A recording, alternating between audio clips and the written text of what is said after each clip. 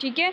Intestinal obstruction में क्या आएगा, ये भी इसी के साथ का ही होता है थोड़ा बहुत, ठीक है, इसी के साथ मैचिंग ही है ये टॉपिक दोनों इकट्ठे ही आते हैं, हर्निया और एब्डोमिनल वाला भी, मतलब इनके साथ थोड़ा बहुत इसका होता है, आगे है शायद वो। एक मिनट आरती, आपने लिंक नहीं देखा था कब का मैंने सेंड किया हो, एक लेक्चर हो भी गया आपने।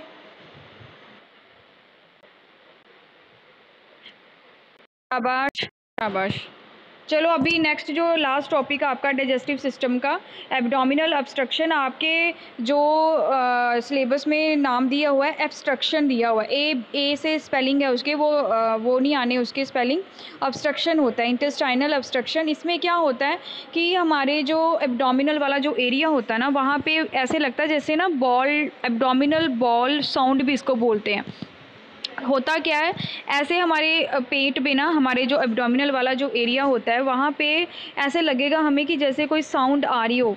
मतलब जब भी हम लोग करते हैं ना, खाली पेट होता है, हम लोग ऐसे ऐसे करके मारेंगे वहाँ ऊपर हाथ फेरेंगे तो ऐसे आवाज़ सी आएगी, ऐसे लगता है जैसे कोई बाउल नहीं होता गिरा होता है और वो साउंड नहीं करता, जैसे कोई कटोरी ले लो आप लोग, कटोरी खाली बजाते हो तो वैसी वाली साउंड आनी।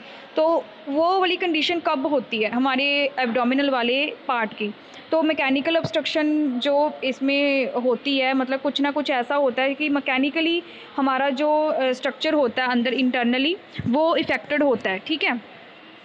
तो नॉट प्रेजेंट इसमें क्या क्या चीज़ें नहीं होती, एक तो अगर आप लोगों को कभी ऐसा फील हो कि हमारा पेट ऐसे ही खाली है, मतलब जैसे ऐसा लगता है जैसे आप लोगों ने कोई बाउल वगैरह लिया हो, ठीक है, कटोरी वगैरह, उसको कभी खाली बजा के देखना है ऐसे करके कि आपको ऐसे लगेगा साउंड सी आती है, खाली खाली बर्तन कोई है ना। तो ये वाली जो डिसीज़ है इंटेस्टाइनल ऑब्स्ट्रक्शन, इसको हम लोग एब्डोमिनल बॉल साउंड की तरह ही देख सकते हैं कि इस तरह से हमारे पेट से आवाज़ आती है, ठीक है। इसमें आवाज़ जो आनी, इस तरह से साउंड आनी, वो मैकेनिकल ऑब्स्ट्रक्शन की वजह से होता है, ठीक है। मैकेनिकली कुछ वहाँ पे एबनॉर्मल होएगा, हम लोग इस बुलेखे में या इस उसमें रहेंगे कि हाँ इसमें कोई गैस होगी हमें, या हमारे अंदर कोई गैस होगी, इस तरीके से वो चीज़ नहीं होती है, ठीक है। तो वो कोई और रीज़न होता है मैकेनिकल इसका कोई।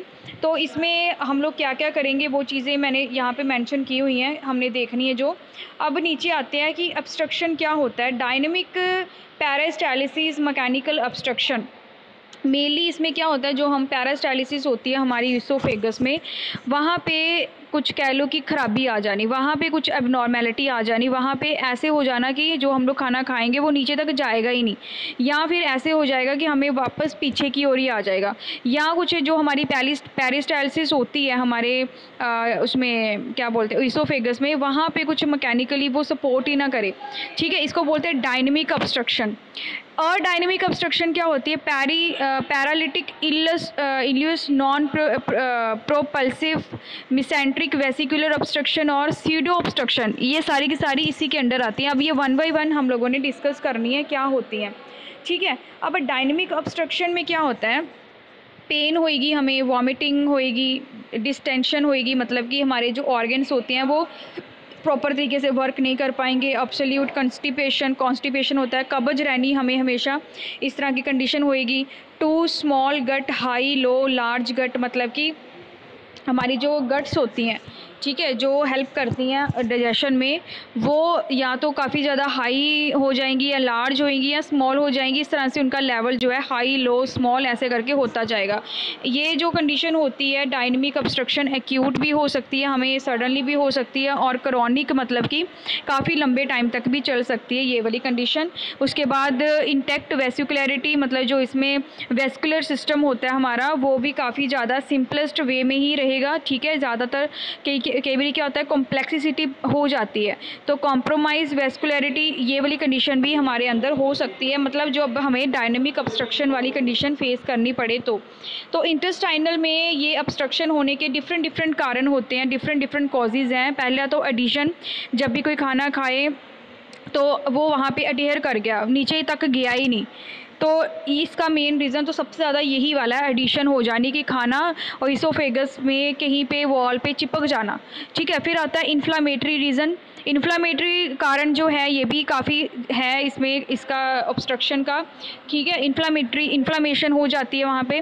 फिर कार्सिनोमा हो जाता है, ऑब्स्ट्रक्टेड हो जाता है, फेशियल या सीडो ऑब्स्ट्रक्टेड। ये अलग अलग इसके जो रीज़न दिए हुए हैं, कारण दिए हुए हैं इंटेस्टाइनल ऑब्स्ट्रक्शन के, वो हो जाते हैं, ठीक है। इस तरह से देखो, इसका परसेंटेज के अकॉर्डिंग टेबल बनाया हुआ है, चार्ट बनाया हुआ है, जहाँ पे इतने परसेंट इस वजह से होती है, इतने परसेंट इस वजह से होती है, ठीक है। अब 1 बाय 1 हम लोगों ने डिस्कस करने हैं इसके जो मेनली रीज़न है, ठीक है। डायनेमिक ऑब्स्ट्रक्शन के जो इंट्राल्यूमिनल कहते हैं कि ये होती कहाँ कहाँ पे है, इसके कारण होता क्या क्या, ये बच्चे ये जो नाम दिए हुए हैं ना, ये डिसीज़ के नाम है। गॉल स्टोन हो जाना, बिजोरस हो जाना, ये डिफरेंट डिसीज़ के नाम है जो इसके कारण होती हैं, ठीक है। तो ये आप लोग कर सकते हो, नहीं करना होगा तो नहीं भी कर सकते, ठीक है। ये इसके कॉजेज़ हैं। कॉजेज़ नहीं तो आप लोग जो पीछे मैंने दिए हैं ना, यही वाले कर सकते हो आप लोग, ये वाले, ठीक है, इसके जो कारण है। बाकी ये अगर करने होंगे नीचे वाले तो कर लेना। वैसे ये डिसीज़ के नाम होते हैं जो इसके कारण होती हैं। उसके बाद आती है अडायनेमिक ऑब्स्ट्रक्शन। इसके जो मेन रीज़न है वो ये वाले हैं जो नीचे दिए हुए हैं, paralytic ileus, mesenteric vascular occlusion, pseudo obstruction. ये 3 रीज़न होते हैं जो हमारे अंदर कह लो कि अब्डोमिनल वाले पार्ट में हो जाते हैं। इसकी पैथोफिजियोलॉजी क्या कहती है, अब हम इसको फिजियोलॉजी मतलब कि इसकी इंटरनली हम लोग इसको कैसे देख सकते हैं, कैसे हमें पता चलता है कि ये वाली कंडीशन यहाँ पे हो सकती है। तो इसमें काफ़ी सारे रीज़न्स होते हैं इसके होने के। पहला तो प्रॉक्सिमल गट डायलेट्स अल्टर्ड मोटिलिटी। हमारी जो गट्स होती हैं इसोफेगस में, वो उसकी जो मूवमेंट है, पेरिस्टालसिस वगैरह, वो अच्छे से मोटिलिटी मतलब कि उसकी जो मूवमेंट अंदर जो होनी होती है वो नहीं हो पाती। नॉर्मल मोटिलिटी, इमोबाइल जो अंदर वाली जो कंडीशंस होती हैं वो बिल्कुल बिलो हो जाती है, बिलो दी ऑब्स्ट्रक्शन, ठीक है। Proximal increase peristalsis, dilates, reduced peristalsis, flaccid.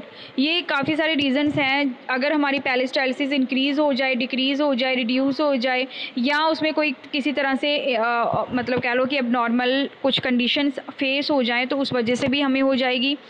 फिर कुछ बैक्टीरिया होते हैं एरोबिक एनारोबिक जो गैस वाली कंडीशन क्रिएट करते हैं, गैस बनाते हैं अंदर, और फिर उस वजह से भी हो जाता है।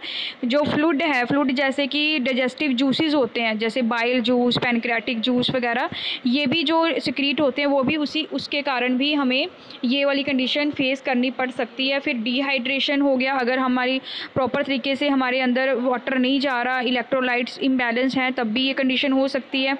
फिर रिड्यूस्ड इनटेक, अगर हम लोग खाना कम खा रहे हैं, इनटेक कम कर रहे हैं, या फिर डिफेक्टिव एब्जॉर्प्शन हो रही है, मतलब कि हमारे अंदर कुछ ऐसी चीज़ एब्जॉर्ब हो रही है जो पॉइजनस है, वॉमिटिंग होना, सिक्यूट्रेशन इन गट, हमारे गट्स में सिक्यूट्रेशन मतलब होता है कि वहाँ पे कुछ ऐसे केमिकल सब्सटेंसेस जो है सिक्रीट होने शुरू हो जाएं जिसके कारण भी ये चीज़ फेस होनी पड़ती है, ठीक है। तो इसकी स्ट्रेंगुलेशन हो जाती है बेसिकली, अगर ये वाला हो जाए तो इसमें क्या होता है कि हमारा जो ब्लड सप्लाई होता है वो प्रॉपर तरीके से वहाँ पे सप्लाई नहीं हो पाता, कॉम्प्रोमाइज्ड हो जाता है, मतलब कि कॉम्प्रोमाइज तरीके से, मतलब कि प्रॉपर तरीके से वो अंदर एंटर नहीं कर पाता। Venous written first affected atrial, जो हमारी वीनस से ब्लड आ रहा है वो वापस आर्टरी में चला जाएगा, एट्रियल जो होती है हमारी हैमरेज हो जाएगा। फिर translocation and systematic exposure to microbes, इसकी वजह से, टॉक्सिन की वजह से वहाँ पे भी काफ़ी ज़्यादा एक्सपोजर से ट्रांसलोकेशन हो जानी, मतलब कि वहाँ पे कुछ म्यूटेशंस आ जानी। मोबिलिटी मोटिलिटी, ये होता है कि एज के अकॉर्डिंग, जैसे जैसे एज होती है बंदे की तो वो हमारी जो वेस्कुलर लेयर्स होती हैं अंदर, वेस्कुलर टिश्यू वगैरह, उनमें भी वो फेलियर होने शुरू हो जाती हैं। तो